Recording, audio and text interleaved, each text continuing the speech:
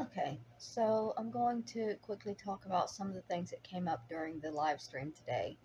Because as much as I tried to clear up the chat and get all of these people away from me, it's impossible.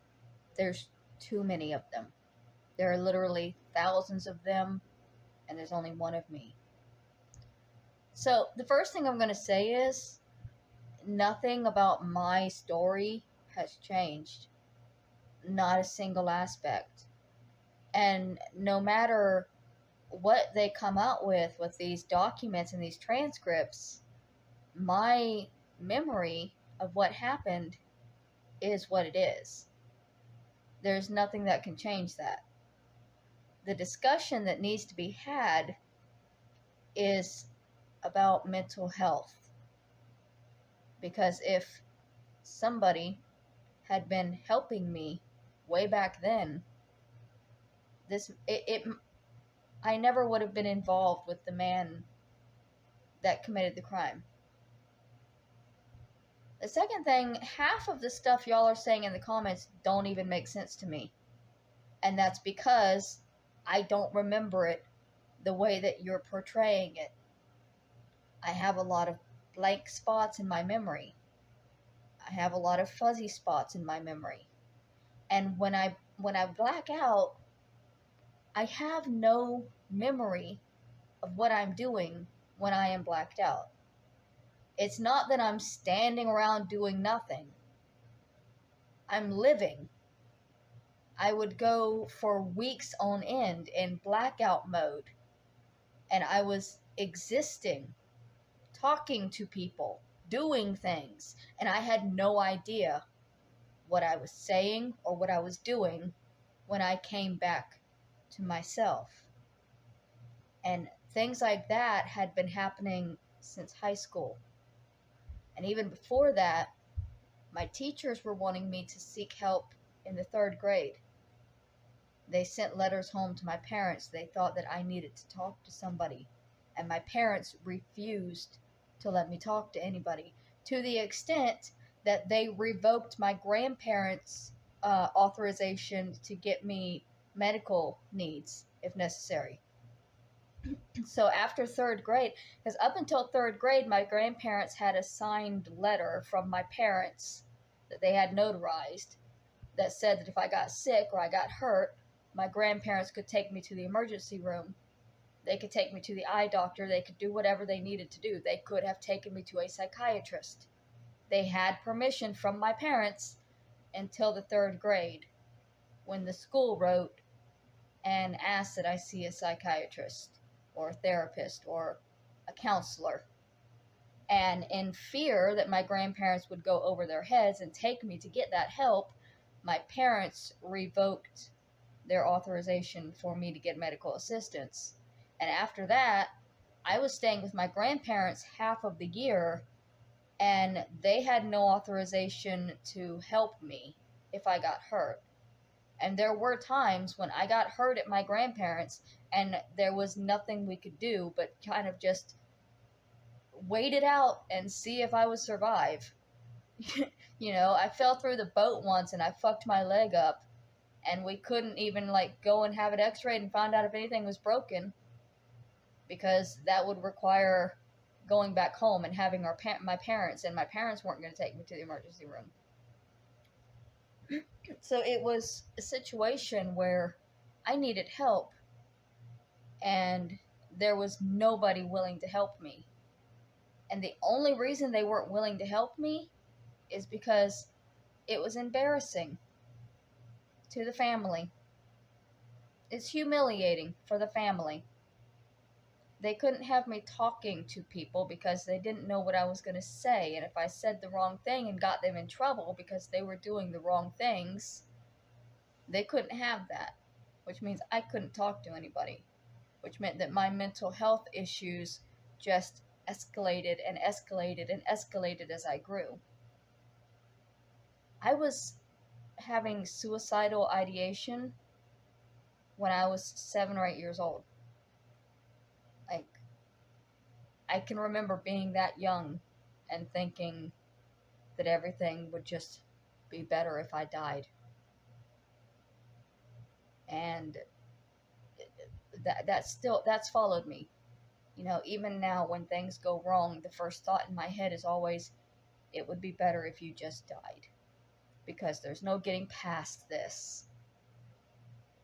And often it's something very minuscule that my mind is telling me there's no getting past. When I was, I want to say 16 or 17, my grandmother bought me a book about thinking your way to happiness. You're not really mentally disturbed or messed up. You're not really depressed on a clinical level.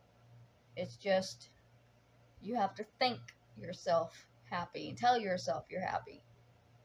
And that was pretty much how the family dealt with all of my problems. It was, you know, it's mind over matter. But my mind was the broken part. Mind over matter doesn't work when you're having blackouts and you're having psychotic episodes. But all my family wanted to focus on was that if I tried harder, I just didn't want it bad enough. I didn't want to be happy hard enough.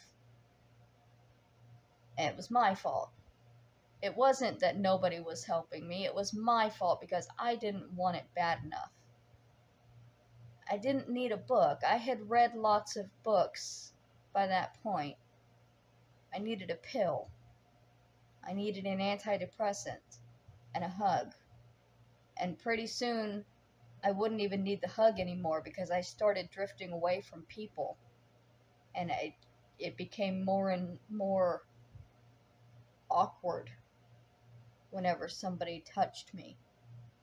Whenever I was in a room with people, there were voices that would tell me that I was being laughed at, that I was being talked about. Whispers everywhere. Everybody, every room I went into, somebody was whispering about me. Every room.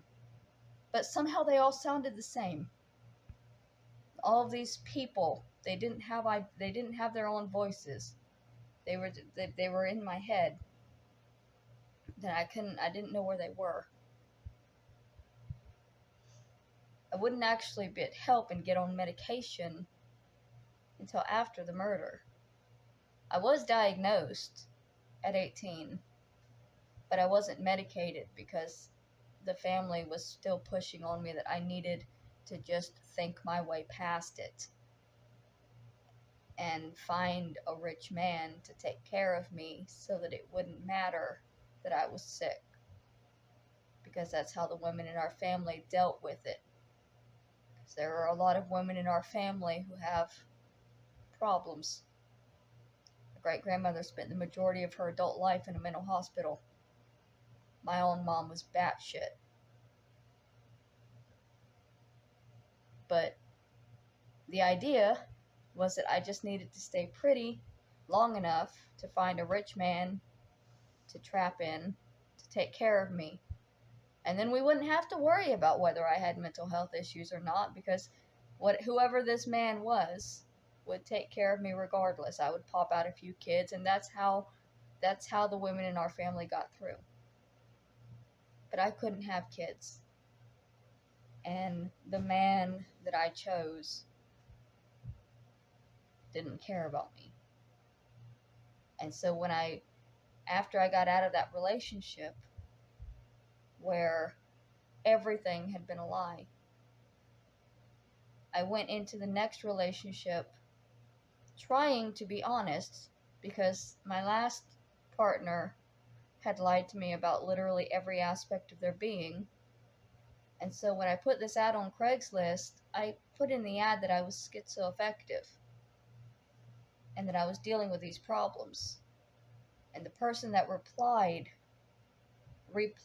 knowing that I had these issues. And he manipulated me, and he took advantage of the fact that I was not all mentally there.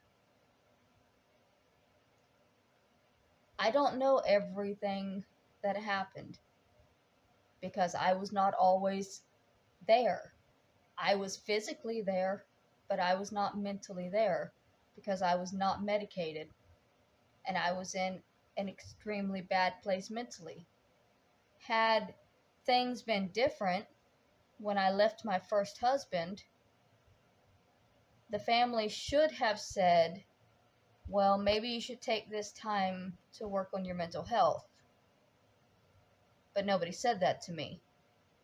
They said, you need to find you another man and hurry up before you get old and ugly. That mindset is dangerous, and it put me in an even more toxic mindset than I was already in. I don't know what all is going to come out of these transcripts. I only know what I remember. I remember talking about nursing homes. I remember calling a nursing home and trying to talk to them about having her have a place.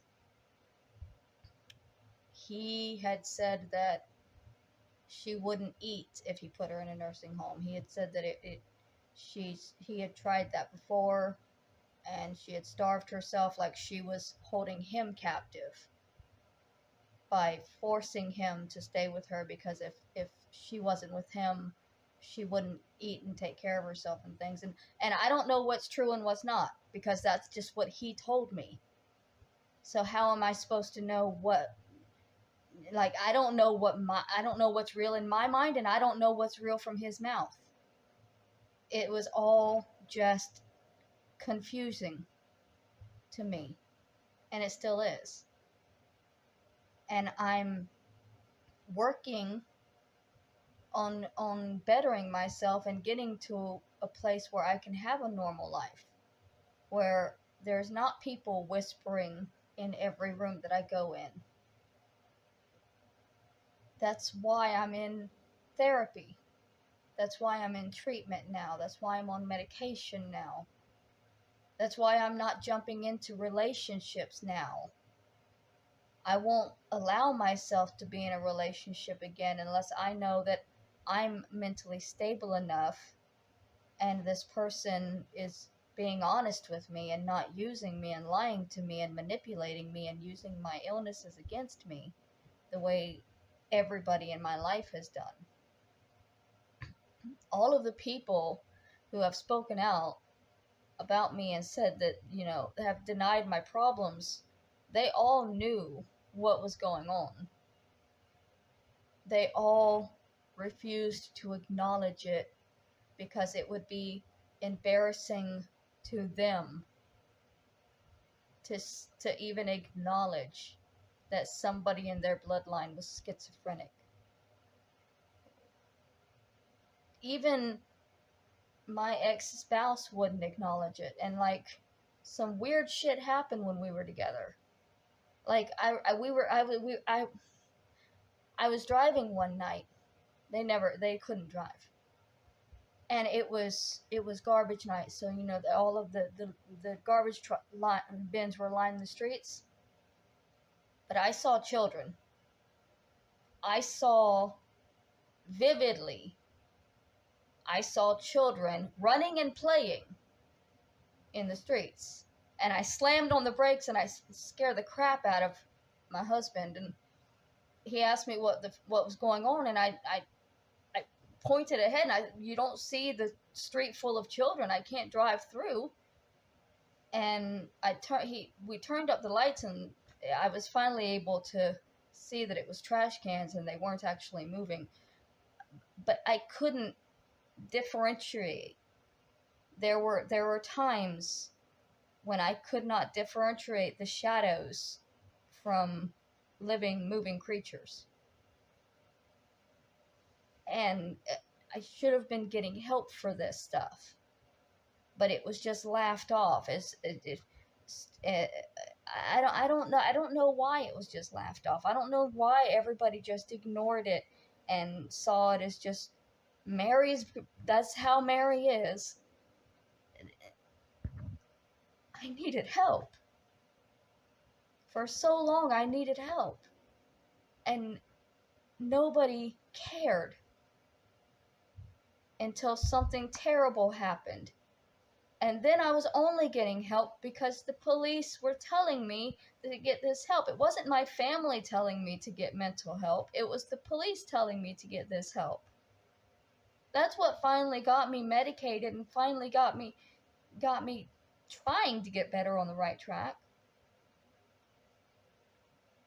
It's frustrating to have all of this judgment and all of this, at me when I don't even remember what it is that I did that was horrible. I know that I didn't actually kill anybody. I was locked in the truck. I do remember that part. And it's not like I would have a false memory of that, because when I black out, I black out. I don't remember anything. It's not that I don't have new memories that are replacing them or anything. It's just a blank spot in my memory. So if I had been involved and blocked it out, it would be a black spot in my memory. But I have a vivid memory of being inside the truck and then him coming back out and leading me inside. And the last vivid thing I remember was her face. And then things flashed in and out for a bit.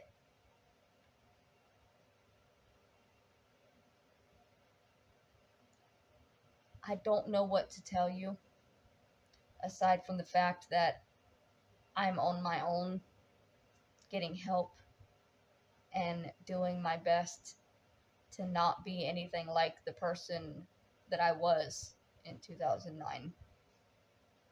I don't even know who that person was.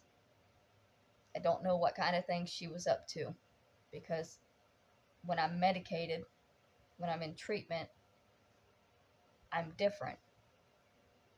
And I don't know how to explain that any clearer or in any other terms than I have attempted to explain it. And I've attempted to explain this repeatedly for the past 3 years since all of this started.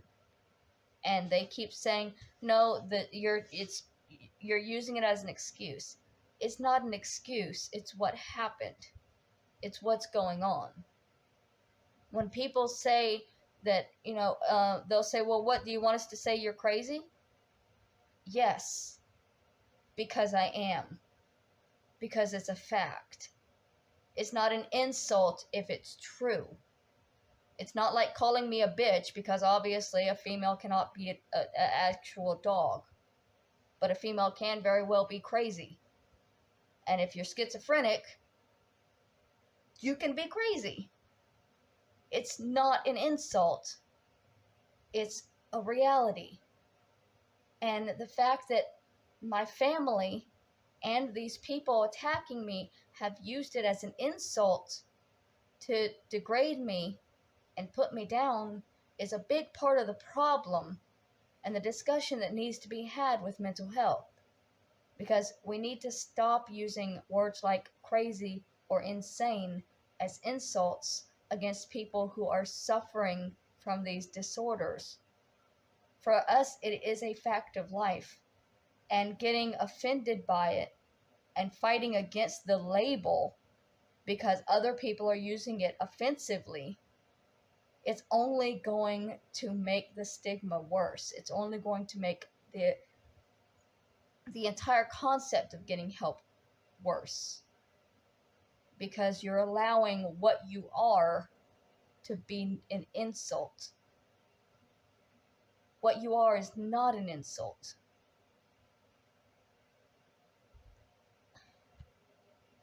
I don't know how to explain it. I really don't. And I'm not intending on commenting on it again. I know that they're planning on dragging this out over the next couple of months. They're trying very hard to push me to kill myself. And I am going to try very hard to simply not acknowledge it again. Because there's nothing I can say that's going to change anything, and there's nothing they can say that's going to change anything, because my memories are what they are. You cannot beat memories into me that I don't have. Regardless of how badly you want me to remember, if I don't have them in my brain, they're not there. And I have already given the side of the story that I have in my brain. That's the story I gave, that's the story I remember, and that's what I still feel is true. So that's where we are.